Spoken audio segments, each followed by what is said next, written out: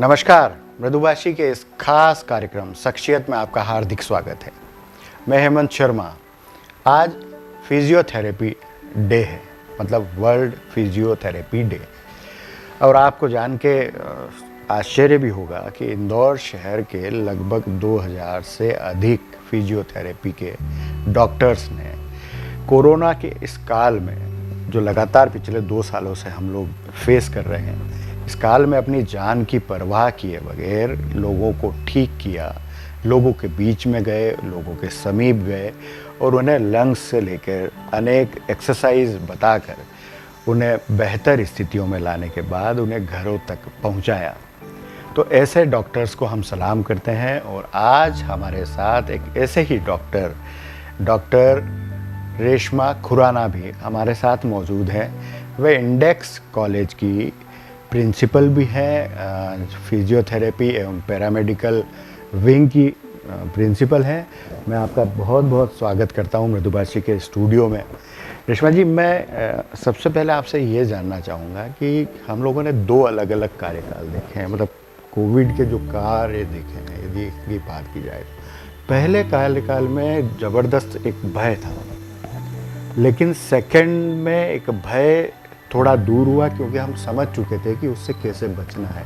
लेकिन जिस तरह से हमारे सामने मौतों के आंकड़े आए, लगातार अस्पतालों में मरीज पहुँचे, कितना एक भय था आप लोगों में भी, क्योंकि आप मरीज के समीप जाते थे, उनसे बात करते थे, उन्हें एक्सरसाइज करवाते थे, तो एक भय का वातावरण उन डॉक्टर्स में भी था। हर आदमी अपने परिवार की चिंता करता है। किस तरह से फेस किया वो दोनों फेस, यदि बात की जाए तो? जी, सबसे पहले तो नमस्कार और धन्यवाद मुझे यहाँ आमंत्रित करने के लिए। सर, मैं शुरू करूँगी इस बात से कि physiotherapist add years to the life, है ना। जीवन में जो वर्ष है, अच्छे वर्ष, वो हम फिजियोथेरेपी के माध्यम से जोड़ते हैं। और एक फिजियोथेरेपिस्ट मूवमेंट एक्सपर्ट होता है, राइट। तो उस नाते हम कोविड में भी, कोविड से पहले भी, और आज जब कोविड का दौर कम हो गया है, इस दौरान भी रेगुलरली और पूरे अपने ज़ोर से हम मरीज़ों की देखभाल कर रहे हैं। जैसा कि आपने आंकड़ा बताया, इतने सारे फिजियोथेरेपिस्ट सभी मरीज़ों की सेवा में लगे हैं। जब फर्स्ट वेव आई थी, यानी 2020 में, उस दौरान हमें इसका ज़्यादा ज्ञान नहीं था। For all of us it was something very new, something very novel, right. But चूँकि हम सब चिकित्सा के क्षेत्र से जुड़े हैं और मरीज़ की सेवा करना हमारा पहला धर्म आता है, right. And we spend most of the time with patients, right, क्योंकि हमारे मरीज़ ज़्यादा समय के लिए होते हैं, है ना। रिहैबिलिटेशन में हमें समय लगता है।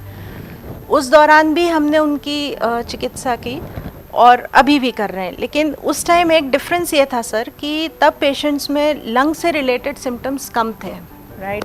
So we were only focusing on chest physiotherapy part and breathing exercises and a part of yoga में भी।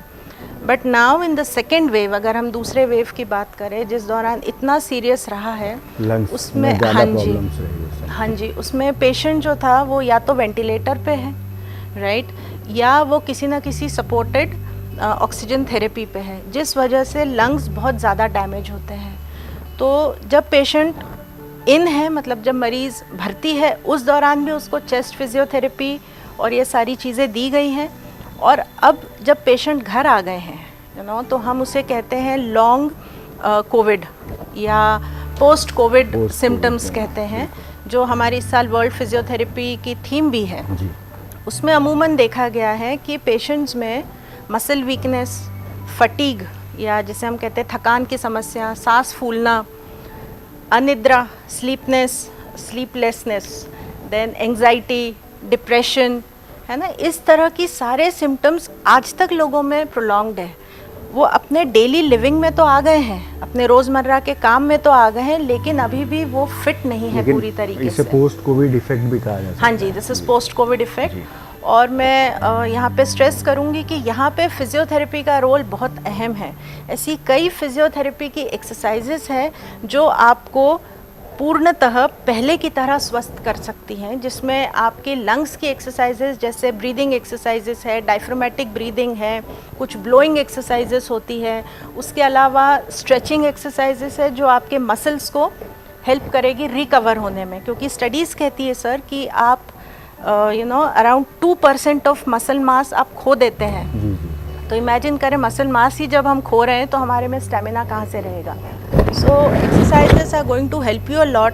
देन बिसाइड्स दिस कुछ स्टेमिना बिल्डअप एक्सरसाइजेस होती हैं जो अगेन आपके कार्डियो पे काम करती है और आपको फिट रहने में हेल्प करती है। अभी हाल के दौर में एक आहट है, थर्ड वेव। हाँ जी।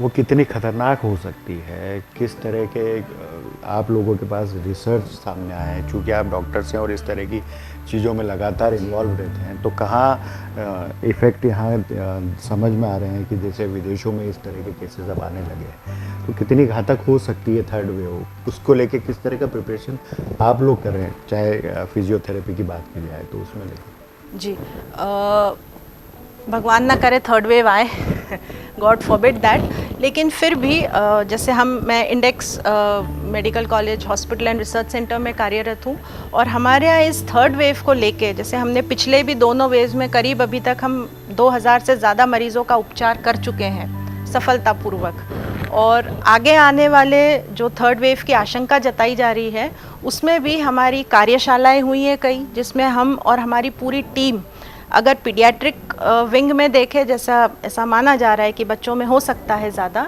तो उनके लिए भी हम लोग पूरी तरह से प्रिपेयर्ड है, क्योंकि छोटे बच्चों का इलाज, उनकी फिजियोथेरेपी अलग होती है, तो हमारी पूरी टीम उसके लिए भी तैयार है। थर्ड वेव को लेके कहा जाता है कि बच्चों में सबसे ज़्यादा इफेक्ट होगा या फिर गर्भवती महिलाओं में इसका इफेक्ट ज़्यादा होगा, तो बच्चों को लेके किस तरह के आप लोग एक्सरसाइज और ये सारी चीज़ों को लेके प्रिपेयर करते हैं, किस तरह से बताते हैं? जी फिजियोथेरेपी का रोल पीडियाट्रिक्स में शुरू से ही ज़्यादा रहा है ना, चाहे वो मानसिक तौर से विकलांग बच्चे हो या शारीरिक रूप से विकलांग हो, उन सभी में फिजियोथेरेपी करवाई जाती थी पहले भी, और अब भी अगर ऐसा कुछ होता है तो उसके लिए सभी फिजियोथेरेपिस्ट रेडी है। और हम इंडियन एसोसिएशन ऑफ फिजियोथेरेपिस्ट जो हमारी एसोसिएशन है ऑल ओवर इंडिया, उसके तहत भी हमारे यहाँ कई वेबिनार्स हुए हैं, कई यूट्यूब पे आप देख सकते हैं जिसमें फिजियोस को स्किल किया गया है। बाहर के फॉरेनर्स जो फॉरेन के फिजियोथेरेपिस्ट हैं और बाहर देशों के डॉक्टर्स हैं, उन सभी ने हमारे यहाँ क्लासेस ली हैं जिससे कि थेरेपिस्ट अपनी स्किल्स को और ज़्यादा इम्प्रूव कर सके। क्योंकि बच्चों में क्या होता है sir, to make them understand your command is the basic problem. बच्चे चंचल होते हैं, राइट, तो उनको ध्यान में रखते हुए कुछ प्लेफुल एक्टिविटीज़ जैसे गुब्बारा फुलाना है ना, आई थिंक बच्चे हाँ ये इसमें कोऑपरेट भी करेंगे, उनकी मदर्स भी ये चीज़ करवा सकती है। या कैंडल ब्लोइंग हो गया, बहुत ही सिंपल एक्सरसाइज है, लेकिन जब ये करेंगे तो उसमें फेफड़ों की पूरी कसरत होती है। श्वास आप अंदर लेते हैं, आप बाहर छोड़ते हैं। एक एडल्ट को ये समझाना कि अनुलोम विलोम करो और एक बच्चे से करवाने में ज़मीन आसमान का अंतर है। थोड़ा कठिनाई ज़रूर होती है, लेकिन इस बार कोविड में तो मुझे लगता है कि बड़े बड़ों ने गुब्बारे फुलाए हैं तो अपनी स्वास्थ्य के प्रति सजग रहने के लिए। अब थर्ड वेव की आहट है और आप लोग लगातार काम कर रहे हैं, इंडेक्स की ओर से आप लोगों ने कई कैंप भी लगाए, तो ग्रामीण क्षेत्रों में चाहे शहरी क्षेत्रों में कितने कैंप आप लोग लगा चुके हैं, कितनी टीम आपकी रहती है साथ में, और किस तरह से अवेयर करते हैं? ग्रामीण क्षेत्रों में की बात की जाए तो वहाँ किस तरह से अवेयर करते हैं आप? मैं इसमें कहूँगी सर, हमारे चेयरमैन श्री सुरेश सिंह भदौरिया जी, हमारे वाइस चेयरमैन श्री मयंक राज भदौरिया जी और हमारी पूरी टीम, डीन मेडिकल कॉलेज हो गए, इन सभी ने एक प्रोटोकॉल पूरा डेवलप किया है मैनेजमेंट ने और सभी डॉक्टर्स ने, एचओडीज़ ने मिलके, जिसके तहत हमारा इंडेक्स जो ग्राम खुडेल में आता है, वहाँ के आसपास के जितने गांव हैं, करीब करीब आप समझे 25 से 30 किलोमीटर की रेंज में, वहाँ नियमित रूप से कैंप लगाए जाते हैं और उनकी स्क्रीनिंग होती है, उनको अवेयर किया जाता है। उसमें हमारे nursing college, dental college, physiotherapy college, सभी कॉलेजेस के स्टूडेंट्स, फैकल्टीज़ और स्टाफ बढ़ चढ़ के हिस्सा लेते हैं और वी फाइंड कि उससे काफ़ी फ़र्क भी पड़ा है। बिल्कुल, क्योंकि आवश्यकता भी है, ग्रामीण क्षेत्रों में अवेयरनेस कम है तो वहाँ बहुत आवश्यकता है। यदि हम बात करें कोविड के इस संक्रमण काल की, जब हम लोगों ने देखा कि हॉस्पिटल्स में मरीज भरे हुए थे, काफ़ी संख्या में थे, और अस्पतालों में लोगों को जगह तक नहीं मिल रही थी, ऑक्सीजन की कमी थी, दवाइयों की कमी थी। ऐसी स्थिति में जब एक भय का वातावरण था, क्योंकि जो सिनेरियो हम लोग देखते जी थे सर। उसमें एक भय का वातावरण था, अपने इस भय को कैसे दूर करके मरीजों के पास आप लोग जाते थे, कि कैसे अपने आप को बूस्टअप करते थे और कैसे अपनी टीम को बूस्टअप करते थे? सर जान है तो जहान सवाल ही नहीं। है ना, और पहला सुख निरोगी काया, ज़रूर। है ना, तो इन दोनों चीज़ों को ध्यान रखा है। और चूँकि हम सर शुरू से ही पेशेंट्स के साथ डील करते हैं, इन्फेक्शियस कोविड तो आज आया है जो आज हम सभी उससे जानते हैं, बाकी उसके अलावा भी ऐसी कई इन्फेक्शियस डिजीज़ेस हैं जो पेशेंट्स के हम कांटेक्ट में आने पर हमें हो सकती है। तो जो सावधानियां हैं, जो प्रिकॉशंस हैं, वो हम सब अमूमन तौर पे, आम तौर पे हम सभी फॉलो करते हैं।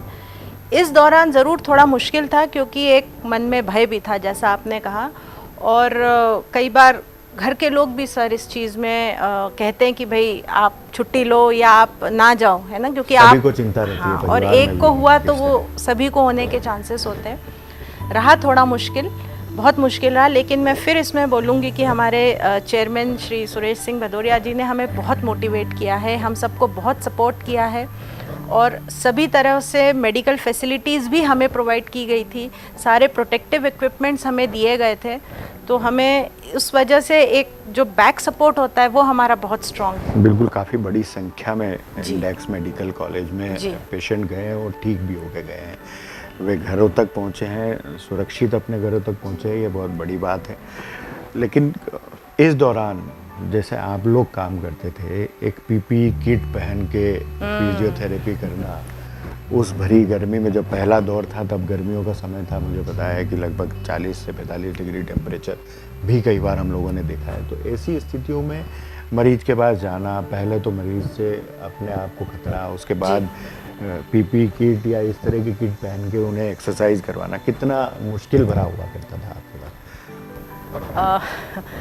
एक्चुअली पीपी किट पहनना ही एक फर्स्ट आपका एक चैलेंज होता है, राइट, क्योंकि उसके बाद आप कई घंटों तक ना आप पानी पीते हैं, ना आप कुछ खाते हैं, और वो गर्मी एंड ऑल दोज जो एटमॉस्फेरिक जो भी कंडीशंस रही हैं, उसके बाद उस वार्ड में एंटर करना सर, सही बात, जहाँ वो पे एक- सारे कोविड के पेशेंट्स हैं, और उनको ये समझाना या उनको ये चीज़, उनको कॉन्फिडेंस में लेना कि कसरत भी आपके लिए बहुत ज़रूरी है, apart from those remdesivir things और दैट ऑक्सीजन थेरेपी और जो अलग ट्रीटमेंट चल रही है, उसके अलावा आपको फिजियोथेरेपी भी बहुत इम्पॉर्टेंट है।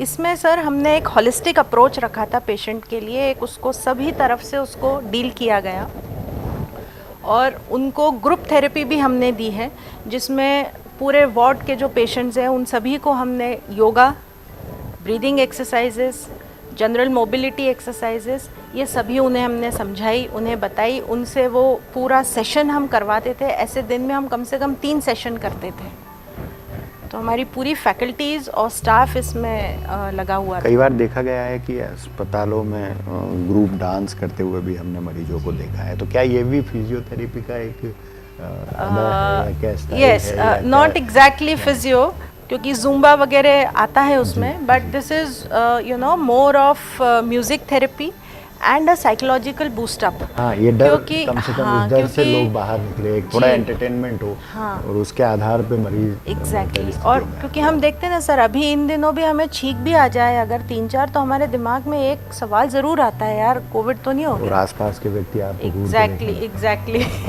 तो उस केस में ना म्यूज़िक इज़ नोन टू आपका एंग्जाइटी लेवल कम करता है। तो हम ये कई पेशेंट्स को वैसे भी सजेस्ट करते हैं, ये जो पोस्ट कोविड अभी सिंड्रोम चल रहा है, इसमें लोगों को जो नींद नहीं आने की समस्या है, एंग्जाइटी है, डिप्रेशन है, उन सब में म्यूज़िक थेरेपी एक बहुत बड़ा रोल प्ले करता है। उसके अलावा मेडिटेशन, ये 2-3 चीज़ें मैं सजेस्ट करूँगी सभी को अपनी दिनचर्या में ज़रूर शामिल करना चाहिए। इससे हम काफ़ी हद तक रिलैक्स होते हैं, और हमारी बॉडी में ना एंडोर्फिन्स नाम के हार्मोन सिक्रेट होते हैं जो हमें एक सेंस ऑफ वेल बीइंग देते हैं। म्यूजिक थेरेपी आमतौर पे जी। लोगों को जो भय है उससे थोड़ा सा दूर करके एक रिलैक्स फील भी करवाता है। Exactly. साथ में यदि म्यूज़िक के साथ में यदि थोड़ा बहुत नृत्य कर लेता है, डांस कर लेता है, तो वो इस जो भय का वातावरण था उससे थोड़ा दूर होता था। ये हम लोगों ने कई अस्पतालों में देखा, कई वीडियोज़ हम लोगों ने देखे थे। शहर में लगभग 3000 फिजियोथेरेपिस्ट हैं। क्या कोई आंकड़ा होगा कि कितने लोग मरीजों के पास जाने से संक्रमित हुए, कितने लोग काफ़ी गंभीर स्थितियों में पहुंचे? क्या आप भी इस दौरान कोविड पॉजिटिव हुए थे कि लगातार आप लोग मरीजों के संपर्क में थे? जी सर, फिजियोथेरेपिस्ट कंटिन्यूस कांटेक्ट में रहे हैं। एग्जैक्ट ये आंकड़ा तो हम नहीं कह सकते, पर फिर भी आप समझे 70% फिजियोथेरेपिस्ट जो थे, डॉक्टर्स जो थे, वो इस गंभीर समस्या से संक्रमित हुए थे।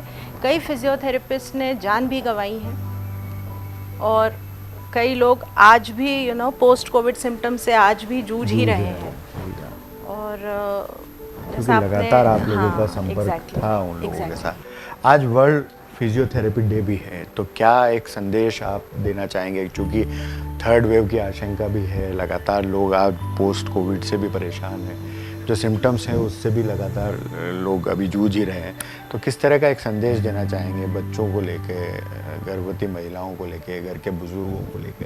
किस तरह का एक अवेयरनेस के लिए एक मैसेज देना चाहेंगे समाज को? फिजियोथेरेपी के बारे में मैं बताऊंगी सर थोड़ा सा।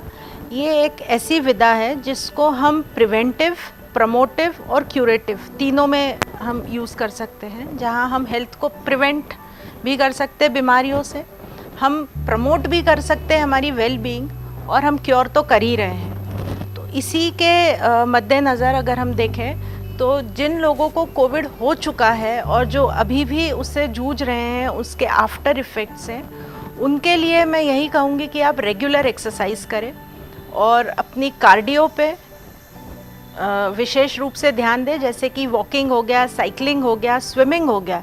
ये सारी एक्टिविटीज़ आप ज़रूर करें जिससे कि आपके लंग्स और कार्डियो रेस्पिरेटरी सिस्टम मजबूत हो और एक आपका स्टैमिना और एंड्योरेंस बढ़े। दूसरी बात है सर, बच्चों को लेके जैसे हमने बात की, जिनमें आशंका जताई जा रही है, पर ईश्वर ना करे कि ये तीसरी लहर आए। अगर हम देखते हैं तो बच्चों को भी हम थोड़ा खेलने दें, कुछ ऐसी प्लेफुल एक्टिविटीज़ हम उनसे करवाएं। एक्टिविटीज़ करते रहते जी हैं, हाँ, ब्रीदिंग का और less of mobile phones and more of activities हम कराएं। घर में ही हम बहुत सारी चीज़ें उनसे करवा सकते हैं, जैसे रस्सी कूदना। ये एक बहुत मामूली सा व्यायाम है जो हम सब छोड़ चुके हैं अब। या हम एक बास्केटबॉल का एक रिंग लगा सकते हैं जो बच्चा जंप करके बॉल उसमें डाले। इन सब एक्टिविटीज़ से उसकी स्ट्रेंथ और उसकी हेल्थ जो है वो बनी रहेगी। दूसरी बात है गर्भवती महिलाओं की, अगर हम तीसरी बात करें तो प्रेगनेंसी में तो हेल्थ पे ध्यान देना बहुत ज़रूरी है, क्योंकि मैं फीमेल हेल्थ में भी, विमेंस हेल्थ में भी काम करती हूँ और मैं जानती हूँ कि कोई भी माँ ये नहीं चाहेगी कि उनका जो होने वाला बच्चा हो वो डम्ब और डल रहे, स्वस्थ रहना चाहिए। जी हाँ, तो अगर आप वो चीज़ अपने बच्चे में देखना चाहती हैं तो सबसे पहले आप खुद एक्सरसाइज करें, खुद कसरत करें। वॉकिंग एक सबसे सिंपल एक्सरसाइज है जो हेड टू टो आपकी सारी मसल्स को एक्टिवेट करती है। तो 40 से 45 मिनट रोज़ एक मीडियम पेस पे एक्टिविटी करें, वॉकिंग ज़रूर करें। वॉकिंग शूज़ पहन के, चप्पल या सैंडल्स या हील्स पहन के नहीं, वॉक को वॉक जैसा ही करें। और जो बुजुर्ग, जी हाँ, जीरियाट्रिक पॉपुलेशन जो है हमारी, जिनको हमने इस दोनों वेव में बहुत संभाल के रखा है, और इस वजह से उनमें हमने देखा है कि घुटनों में दर्द, कंधों में दर्द, और जनरल एक जो बॉडी डिबिलिटी हम कहते हैं, डिसेबिलिटी टाइप की, वो आ गई है।